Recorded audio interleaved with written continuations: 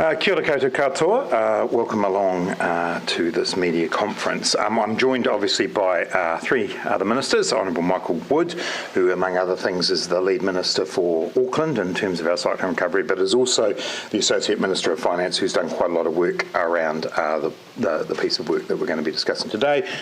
Kieran McAnulty, who is the Regional Lead Minister for Hawke's Bay, and Kitty Allen, who's the Regional Lead Minister for Tairāwhiti.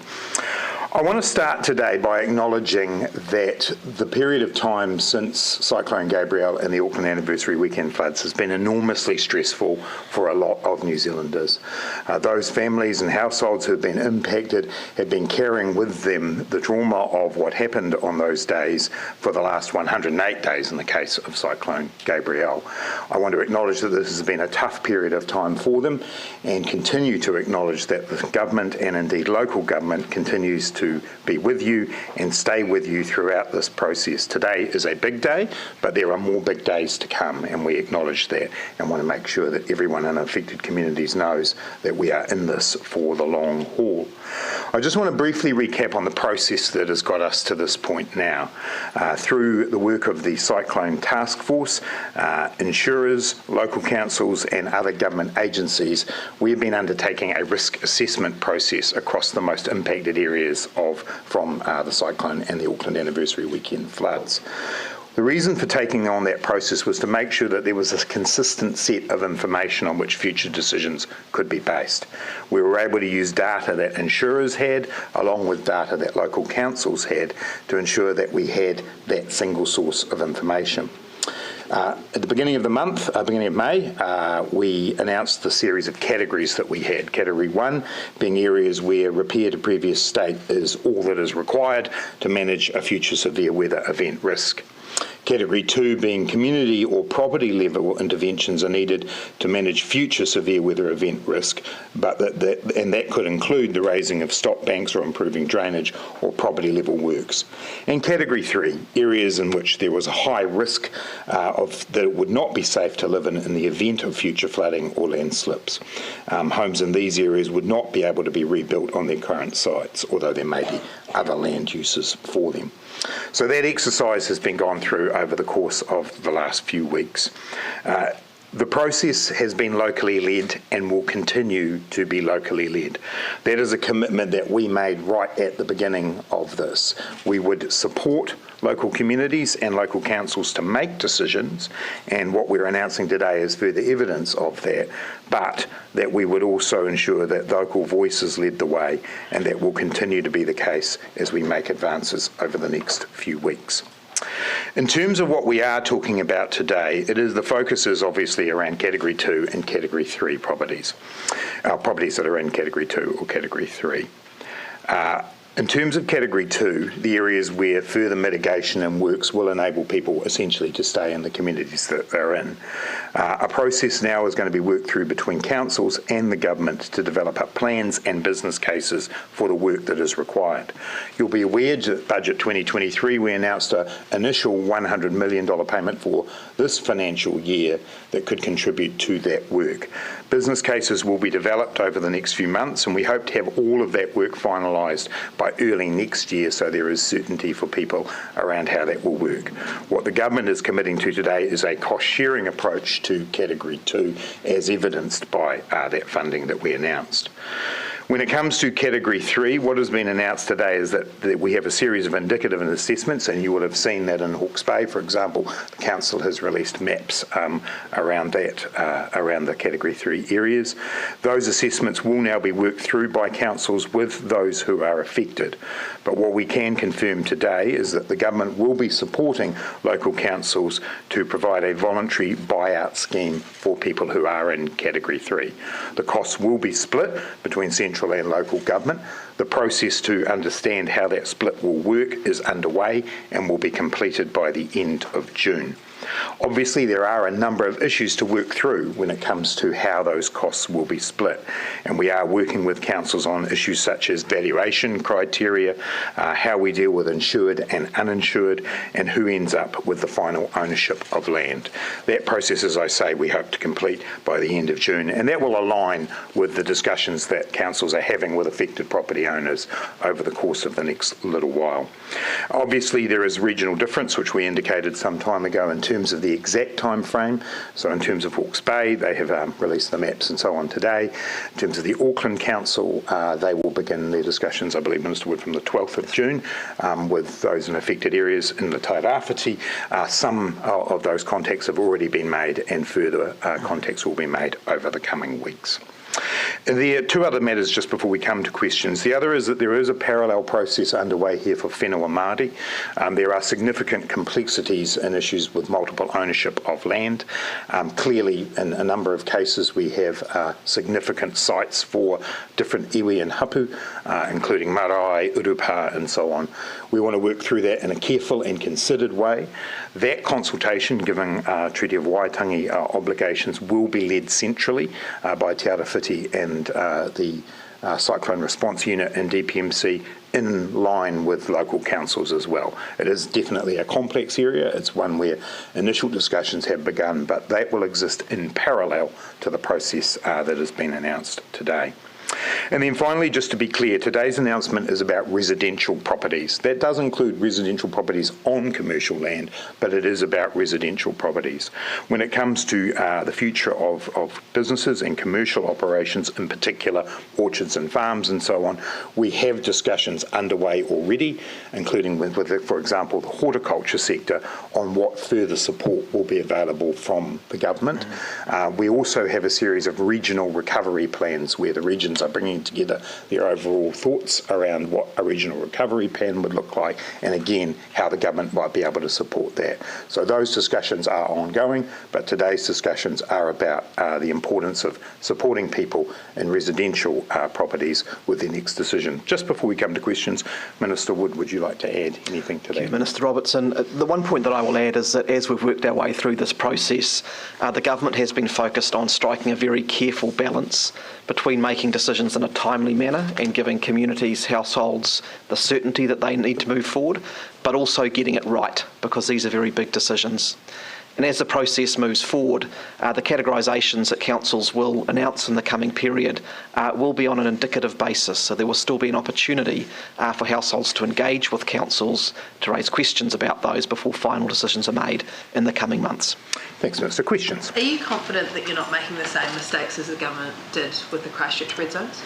I'm confident in the process that we've got, and one of the reasons for that is because it is locally led, and that is a big difference from what occurred down in Christchurch and Canterbury.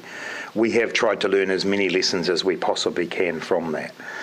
What we do know is that by bringing together the data from insurers and local government and central government, that's one of the first hurdles, because one of the issues in Christchurch was insurers having a different view from everybody else. So that's an important step forward from where we've been. Secondly, this is an ongoing process. So particularly for those in Category 3 today, they're learning the first assessment that's been undertaken. There is now a process for them to engage with their local council around how they feel about that, whether they think it's accurate.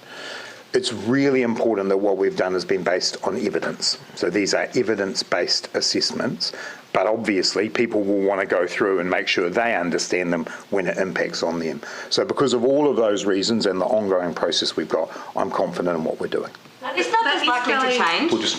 Do you want to finish? Or are you following up, Gina, and then we'll come over? East Valley residents that we've spoken to today are gutted that there's no government officials down there walking them through this, that all of this landed in an email at 10 a.m, that it wasn't very personal.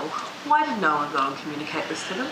So this is being led locally by the councils, and they are making the decisions about how they communicated. So you would need to put that specific question to them. I believe. Well, because we're here today, because we are doing what central government's doing, which is providing support to local councils. We've all been in the region many times, But local government have made the decision about how they've released that information. They, as I understand it, decided that they wanted to make sure everyone got it in the same way, and that's why they've chosen the method they have. But there will be significant ongoing conversations, face-to-face and in other formats. And as we have throughout the process, we will be present in the region. Would the Minister responsible for the region not have gone up and been there for this? Again, these are locally led processes. What we're standing here today is to confirm to those people that the government is going to contribute to a voluntary buyout of their property working with local councils. That is a significant decision, and it's one that I hope will start to give them certainty. Are these numbers likely to change? In terms of which numbers? The dollars, the people? Categories, Category 2 and Category 3? So clearly these are indicative assessments in the case of Category 2 and 3, and there may well be some shifts between them, but again, the work that we've done is to make sure that the assessments are evidence-based. So on the evidence we have now, this is where they are. Councils will be working through that with local communities, so no doubt there will be some shifts around at the margins, but this is the assessment we've got to this point. So what is your message to those who weren't red stickered but are in the Category 3 zone? Yeah, so we've tried to explain this before, that the stickering, as it were, was not the same as this process. So just because you were in a red stickered property didn't mean that it could never be fixed, and vice versa as well could be the case. So what we've tried to do, that's simply a process that's gone through in the immediate aftermath around what is the immediate issues and risks and dangers. This process is much more about a longer term process around, can this property or these properties be lived in again? If not, that's Category 3. If so, what mitigations are required? That's Category 2. If there are no mitigations required, that's Category 1. Category 3, I appreciate you're still working through details around insurance, but could you provide any more clarity around how a buyout would interact with someone's private insurance? So that is one of the issues that will need to be worked through. Clearly, where one possibility within that would be that if a Category 3 property is being purchased essentially or bought out, that the insurance would go with that. So the insurance payout could go with that. That is one possibility, but those are the issues that we're working through with councils now. I guess, from the taxpayer's perspective, the risk is that the government ends up footing more of the bill when actually, that sort of is meant to be with the insurer. Yeah. So how would you... So that's why I just said, so insurance becomes one of the factors within this. What the government is saying today is that above and beyond that, we want to support local councils with the ability to make these voluntary, and bear in mind we're still talking voluntary here, voluntary buyout decisions. We think that that is something the government should and can do, but I want to be very clear, the government is in no position to be able to meet the total costs of these kinds of disasters. They, unfortunately, are now going to be more regular events into the future. What today is about is signalling that we're prepared to support local councils. Part of that process is understanding where insurance fits within this. So there is the other issue of uninsured people and what decisions we now need to make about whether there will be a differentiation, for example, between what an insured and an uninsured person gets. That work takes place over the next couple of weeks, but Janae, we're very mindful of the issues that you're raising. Are you able to put any kind of rough figure on the overall cost either of the buyout and or the Category 2 flood mitigations? In Category 2, that's extremely difficult to do at the moment, and so that's the process we now go through with the business cases through the rest of this year. In the case of Category 3, clearly one of the really important factors which is still to be resolved is the question of valuation and exactly how that falls. So that will be a critical point in this. I can say that in a ballpark figure we've been looking at around in terms of our kind of planning process for the entire buyout process, so that's not the government share, but the entire buyout process is around the $1 billion mark. That's around the whole country, but that is obviously a ballpark number because we haven't gone through that full valuation process. Can you establish how this funding arrangement between government and councils is going to work? Well, that's the process that we're now going through. So we will have discussions over the next couple of weeks to finalise that. It's important from our point of view that this remains locally led. So ultimately the buyout decisions, the final buyout decisions, will be made by local councils. What we're saying today is we're prepared to step up and support that and co-fund that, but you'll understand there's a lot of detail to work through, but I'm confident we'll do that over the next few weeks. Do we have an estimation on how many homes or properties in Auckland are in Category 3? The final numbers will still be worked through as we get into the next stage of the process. The initial indications are that particularly in the flood-affected areas, we're possibly looking at around about 400 properties in the Category 3 area and a significantly larger number of homes who are within Category 2 areas. Joe. You mentioned in your opening remarks that homeowners would still have the opportunity to work through this, negotiate. Can you just talk through that process a little bit more for someone who's sitting listening to this? Yeah. How much opportunity do they have? How much leeway and sort of movement might there be in terms of Category 2 to Category 3, but also perhaps people who aren't even in categories who feel like perhaps they should be? So that's exactly the process that local councils will now be doing. The dates slightly vary from council to council, but in the case of Hawke's Bay, that will start from the 9th of June. In the case of Auckland, that'll start from the 12th of June. And that process will be, virtually one-on-one. And in some cases, I'm sure it'll be repeat engagements as well to understand, firstly, the assessment and, be confident in what the assessment looks like, and then work through the process from there. Meantime, we'll be sorting out the split, but the commitment today is a commitment to a voluntary buyout scheme for people in Category 3. Are you putting a timeline, though, on when, I guess, that negotiation needs to be done, just so that people can have confidence in when things actually start? Look, that will be very much up to local authorities, but I think everybody in this scenario understands the importance of moving as swiftly as we possibly can to give that level of certainty. Again, it's always a little bit of a balance, isn't it? Because had we come out today and said, this is it, there's no negotiations, people wouldn't be happy about that. Equally, we know we don't want it to last forever. So local councils will and us will be working together on that, but we all have a desire to give people certainty as soon as we can. Luke? Sorry, can I just clarify the answer to Adam's question? 700 homes was what was said for Category 3. Are you saying 400 of them are in Auckland? Those are the indicative estimates that we have at the moment from our engagement with Auckland Council. That particularly pertains to homes which are in flood-affected areas. We have a number of homes in Auckland who face land stability issues where there is further assessment. So as the Minister of Finance said before, we do expect these numbers to move around a little bit, but those are the numbers we have at this point in time. That's the indicative assessment numbers, but yeah, there is still more work to do. Luke? The voluntary buyout aspect. If you live in a Category 3 area, voluntary buyout, you say it's science-based, so obviously those areas are predicted to be affected again in the future.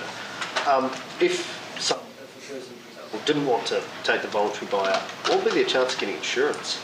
Well, that's definitely will be an issue. As you may or may not know, there are still people who live in the Christchurch red zone because some people simply decided that they didn't want to go. However, that exposes them to a number of potential risks if they did that. But it is important to us that this is a voluntary buyout scheme. So it's voluntary in the sense from I suppose, the state's point of view, you can stay or you can go. However, there are always going to be consequences to that, and obviously we don't control the insurance market, and so what insurers say they'll do is up to them, but this is based on data and risk assessments provided by local councils, insurers, and also central government. Have you had any, because obviously, when people are making decisions, this will be a pretty important aspect, right? Whether you can insure your main probably bit of equity in your life. Have you had any indicative conversations with insurers about whether they will be prepared to insure in those areas? Well, the reason someone is in Category 3 is because the prospect of being able to safely rebuild is not there. So therefore, that will make, insurers have been part of that discussion. I do invite you to talk to them directly about their views on this, but obviously the reason we've taken a bit of time to get to this point is to make sure that we think the data is robust on that. Sorry, just to you tease a bit more how long you expect this whole process to take? Can you sort of give any rough figure, like less than 5 years? Oh gosh, yes. I mean, we'd like to see. I personally would like to see this wrapped up inside a year. But I also have been the Minister for the Earthquake Commission and various other things dealing with things that happened in Canterbury, and I've always been very wary about putting timelines on any aspect of this process. But that would be the kind of goal I would have. But there is a lot to work through, and I'm sorry, I know I'm sounding like a broken record here, but this is a locally led process. This will be councils who are the closest to their communities making decisions about the buyout. We are here to support that because we recognise that this is a massive deal for those communities. So you can sort of commit that people will get a sort of pre-disaster fair market value?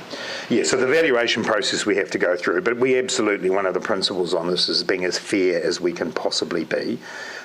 There is a place here for property owners who I'm sure they will understand themselves. They are bearing part of the cost of this already.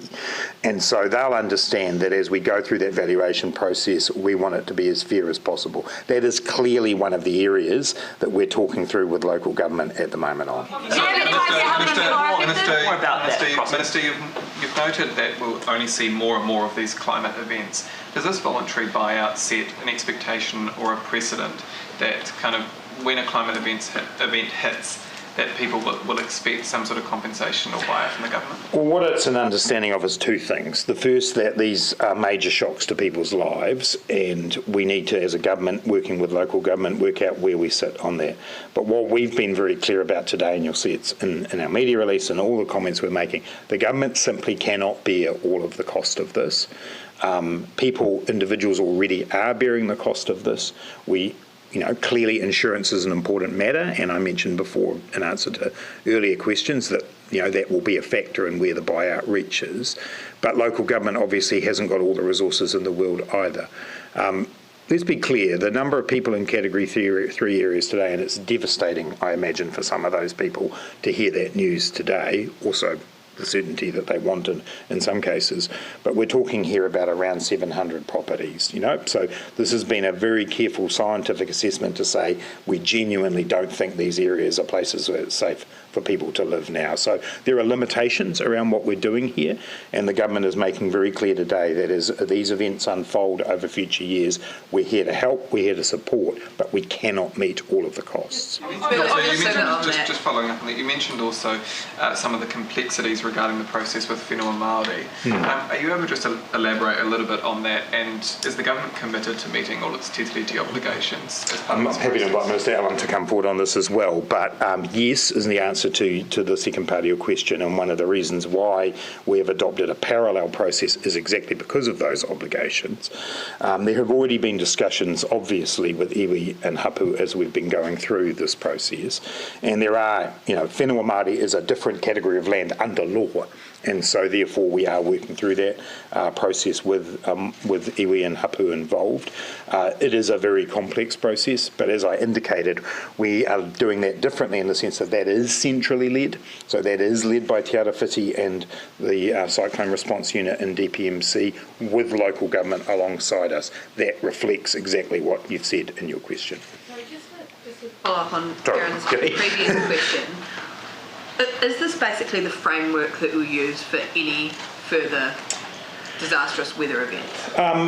Every event has to be judged on its own merits, clearly, but what we are signalling here is that we are happy to provide support. We think it's the right thing to do to provide support to local councils to make progress on getting their communities back, getting people back to normal. But each situation will be looked at. But the idea that we are a partner, that we would do some cost sharing, I suspect will be a part. This is not new, by the way. So we have communities such as Matata, where that was dealt with as a partnership between the regional and district council and central government. We've got Westport, which is an example of a partnership between central government and local government. So this isn't new. We're building off the examples that we've got, and as we learn more and we understand more, we'll go forward. I can imagine, Jenna, in the future, that actually, as we come to terms with the regularity of these extreme weather events, governments may start to think about how do we finance this. So we've got EQC. is there an equivalent that might look like that in the future? That isn't a decision for today. We have to deal with the situation that's in front of us today, and that's why we're partnering in the way we are. When it's been categorised as level 3 today, if they decide to stay on their land, the government's not going to do anything about it. We're here about a voluntary buyout process. Now, bear in mind, we're supporting the council to do that. The councils have certain powers already that exist for them legally now. We're not getting in the way of any of that. What we're committing to is supporting them in the voluntary buyout process. Will you provide any support to people who are struggling to get a full payout from insurance companies? Already got that one for you. That is the New Zealand Claims Resolution Service, which was funded, was pre-announced, but it was funded in the budget. And that service, born from the Greater Christchurch Claims Resolution Service, is specifically designed to support people in those circumstances. It's actually already being used by quite a few people in this process, and given the opportunity to say it, I'll put an advert in for it, that if people are concerned about where they're at with their insurance process, that is the place to go. The New Zealand Claims Resolution Service. Kia ora. Yes. What does consultation with Māori actually look like? Well, happy for Kitty to come in and have a chat about that. Yeah, I think it looks a little differently depending on the place and the iwi and the hapu and the nature of the land holdings. So it ties into a little bit of Minister Robertson's response to Jenna on the way in which local government has been engaging.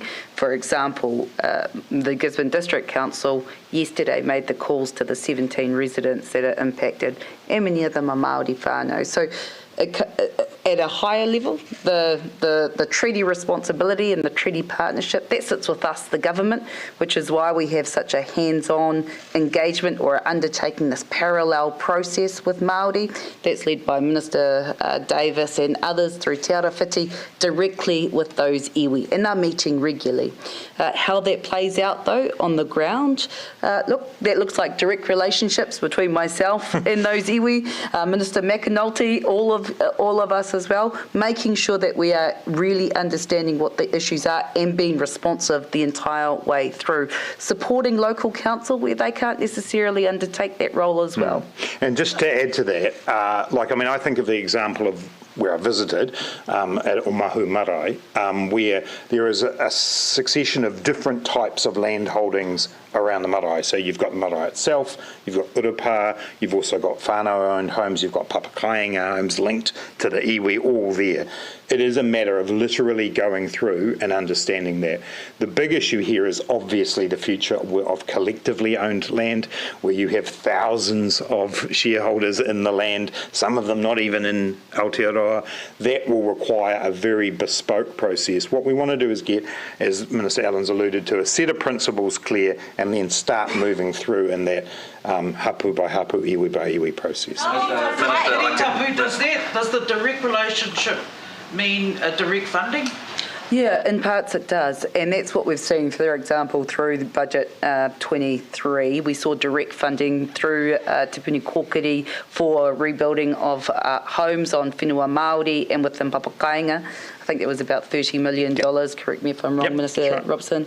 And that's one type of funding. There'll also be, I can speak directly to the iwi within Mairohe, a very close relationship with making sure that the government agencies are working alongside, that's housing rebuilds, silt removal, etc., making sure that that's being funded as we go. It is a little bit of a rolling maul approach, and so we make decisions and we are responsive as needs be, and I think that that's something that we've shown throughout this whole process that we're continued and readily engaged in and continue to work with. What does the consultation process take with Māori? I guess what I'd say there is that consultation isn't a start and a stop, it's ongoing, particularly in a response situation like this. From day dot, our treaty partnership with iwi Māori has been at the forefront. There's never been any stage, for example, as the Minister responsible for the recovery in Te Rāwhiti, that iwi haven't been firmly at that table, telling us and making sure that we are engaging with them on their recovery plans and what they need for us. So I'd say it's not static, it's ongoing. So do you have any idea what will happen in the Category 3 zone? I beg your pardon? Do you have any idea what will happen next to the no-go zones what plans do you have for those no-go zones since no one can? For whenua Māori and on... For both whenua Māori and what the government wants to do with that. In terms of Category 3, just to be really clear, this is local councils that are leading this. So the decisions about exactly what occurs from here on are in the hands of local councils. What we're announcing today is our support for a voluntary buyout program for people in those categories. As I mentioned just before, a process begins in the case of Hawke's Bay on the 9th of June to sit down and go through with each of those property owners exactly what the next steps are for them. In parallel to that, we're finalising the mechanics around our funding and how the buyout then works, and it will go from there. So that will be locally led, council by council. When it comes to whenua Māori, that is the whole point of the process that we're doing, is to try to understand where whenua Māori is within risk assessments. Yes, Edamaniento. I can imagine there are people in Auckland and Tairāwhiti in particular who are looking at the maps released in Hawke's Bay and are now desperate to know whether they're in Category 3 or 2 or whatever it is. Now, I know it's locally led, but would it have been preferable for you, or to you, to see maps released at the same time so that you didn't have that? Because, they just won't know. Yes, I'll start, and I'm sure Minister Wood and Minister Allen may want to carry on from there. The first thing I do want to do is acknowledge local government and the work that local government have done in pulling this together today. Each region has been in a slightly different process, and that's what you get, to be frank, with a locally led process. And so different communities today are getting information a slightly different way. What they're all getting is certainty that if you are in Category 3, there will be a voluntary buyout regime. And I know for some of the communities in the areas that aren't in Hawke's Bay, that certainty is welcome. But Minister Wood, back to that. Sure. One of the reasons that the government has made the decisions that we have at the time we have, and one of the reasons that we signalled that some time ago, was to provide a point of focus for local government to make sure that we were beginning to get those decisions coming through in the late May, early June period. I've been in extensive dialogue with Auckland Council about their plans for getting that information out there and giving community certainty. So the Minister of Finance said that process will begin in the week of the 12th of June, so the week after next. The key reason why they're just taking just a little bit more time is they want to be assured that once that information is out there, they're obviously going to get a lot of questions from people. We are talking about thousands of households in Auckland who will be within Category 2 areas, and they want to make sure that they've got the capacity and the systems and the information to be able to respond to that. The last thing we want is someone who receives a categorisation wants to call up the call centre or get some information and can't get what they need to know. So they're just taking the time to focus on that to make sure they can support people after they've given those categorisation decisions. Minister Robertson, you indicated some weeks ago that some people in Category 2 could potentially be compensated if they didn't feel safe living there. Why has that been ruled out? Well, because the approach we're taking on Category 2 is effectively a community level approach. So what we're looking at there is the assessment is that those areas are ones where with mitigation work, like a stop bank or drainage improvements, there is no reason why those people can't carry on and face a further weather event. So it is effectively a different type of categorisation, and I think it's important that we let that process run through with ourselves and councils looking at the business cases for that work. So that's where that's landed. I think it's important that people have certainty about what happens in each category. Let's circle back to when you were talking about Westport, and there's other places too, like Nelson, etc. I take the point that there's work being done there in terms of flood stop banks and things like that, but there are also families there who have literally rebuilt 2, 3, 4 times who don't want to be living there. While this might set a precedent, does it also look backwards, and could it potentially help people who have been through that circumstance already, but it has been, I guess, much smaller in scale and fewer people involved? There's a very important distinction, and in saying this, I don't want to sound harsh at all, because I have a great deal of sympathy for those who've been affected by earlier events. This is not a question of whether somebody wants or does not want to live in a place. This is a question of a thorough risk assessment that has concluded on the basis of a variety of data and assessments by different stakeholders who are key to these decisions, that these are not properties that can be mitigated to withstand a future flood event. That is a different process than simply saying, I've had this horrendous time, which has undoubtedly been horrendous for people, and I don't want to live here. So that is a very important distinction.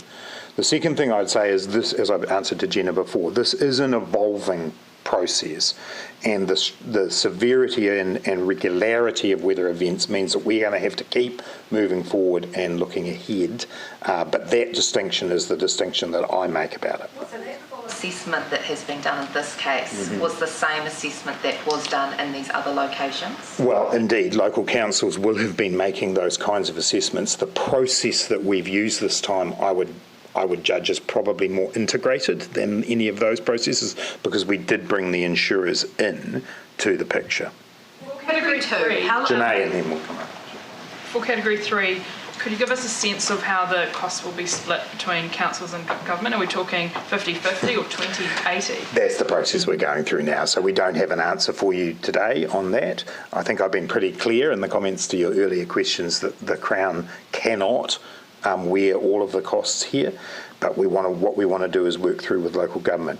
Local government themselves have pretty stretched balance sheets, we all know that, and so what we want to do is make a principled-based decision around that split.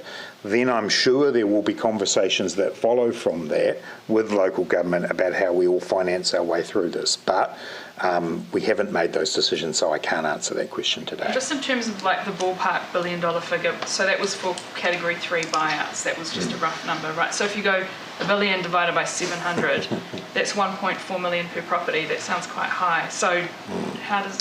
It is a very, very much a ballpark figure, and it depends a little bit on a lot of different calculations. So, you'll notice when I answered the question, I didn't really want to go there because it is such a ballpark figure, but I want to be transparent that that's where our thinking is. Okay, just one more thing on just the way the insurance works, and just correct me if I'm wrong, but say you have your property sum insured for, $500,000 for the house. So you get the 500 from the insurer, you might get something from EQC, and then the difference between that and what you think the value is, that's what the government top-up would be? That is one way that it could happen. So I'm not going to, we haven't finalised that valuation process, but the point you'll make, so I'm not going to say that's exactly how it would happen, but the point you're making is an important one, because that the amount of insurance somebody has in a property is going to be a factor within how this works. Jenna? And is that a formula that you're going?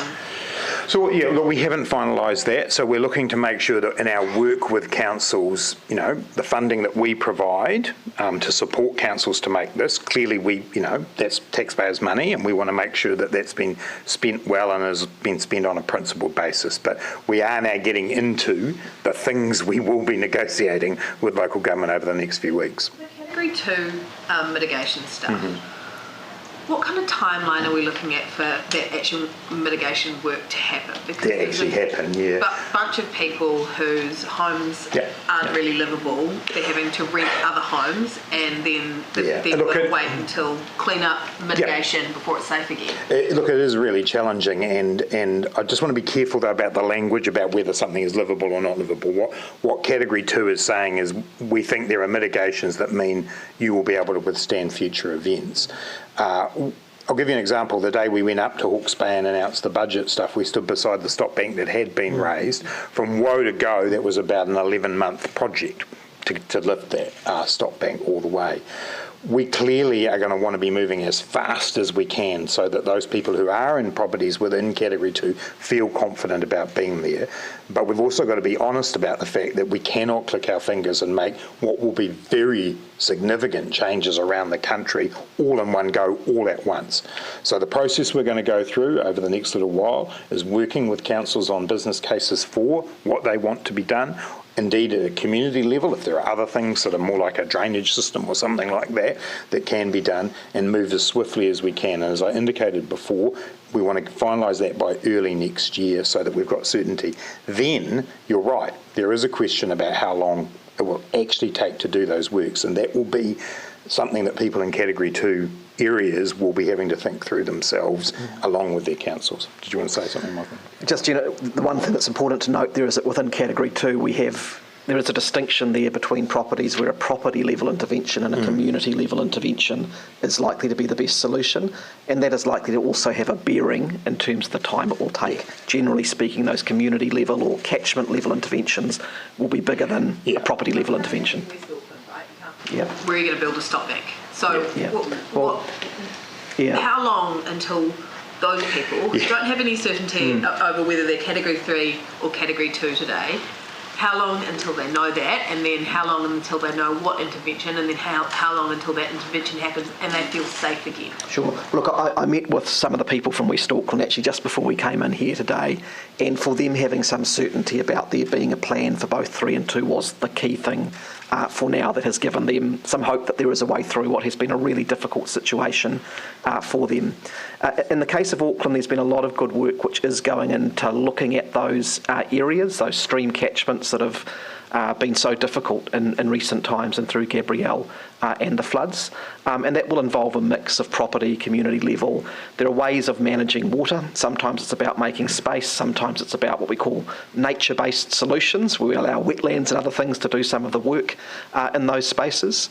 And it will be a mix of those things in different catchments. But again, this will be a locally led response from Auckland Council. They tend to own the infrastructure, the assets, and have the regulatory tools. But in that particular area, there has been quite a lot of work advanced in recent months. We're just going to move to wrapping up, so we'll come to Adam and then Bridie and then Benny. Yep. From the Hawke's Bay Ministerial Lead, just because I can imagine, well, I know that the release of today's maps will have been incredibly impactful, especially for people in Esk and elsewhere. Yeah, I mean, what was pretty clear when you're on the ground is that people just wanted to have as much certainty as possible. They just want to know what they're going to be able to do. They don't necessarily need to know exactly what's going to happen, but they need that reassurance to know that if they are in Category 3, that they will get bought out. And that's the confirmation today between local and central government. They will be bought out. And those that are in Category 2, they've got the assurances that they can move back and can carry on.